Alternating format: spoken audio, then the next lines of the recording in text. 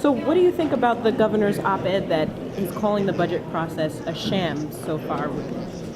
Look, there are serious issues in the budget. You can call it what you want to call it. There are serious issues. There's, I believe, serious cuts to be made. There's serious gaps to close. And I anticipate tomorrow the governor will do the difficult job that he has presented. So you still see it as a $10 billion deficit? You know, numbers are in the eyes of the one who is supposed to close it. At the end of the day, I assure you, we will have a balanced budget.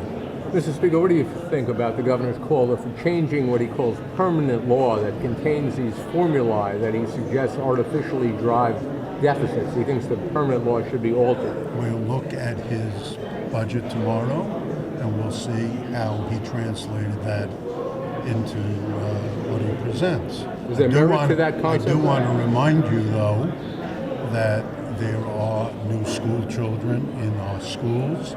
There are new people enrolling in Medicaid in an economic downturn.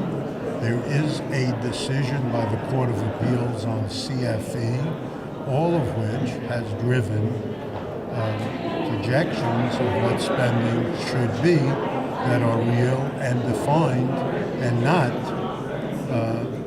made up. So with that, again, I await the governor's presentation. What do you think the motivations of the governor?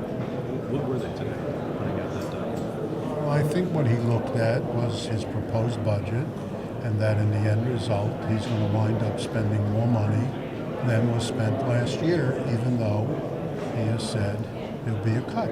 Speaker, what do you think of the property tax cap that the governor introduced in the Senate on Friday? I indicated early on that this House was going to do a property tax cap, and I believe we will come to a common ground with the governor and the Senate on an appropriate property tax What do you view on the cap. bill that the Senate's voting on today? Excuse me? What is your...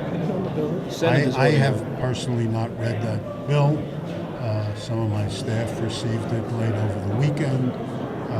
I will introduce that bill today. Were you surprised that it was suggested introduced? you were unhappy with the way the bill was introduced. It was even suggesting that there might have been an insult because it was introduced Friday night when you were observing the Sabbath. Is there any truth to that? Never unhappy, Fred. Well, sometimes Never you must unhappy. be. I'm Even with the New York Post smiling. editorialist?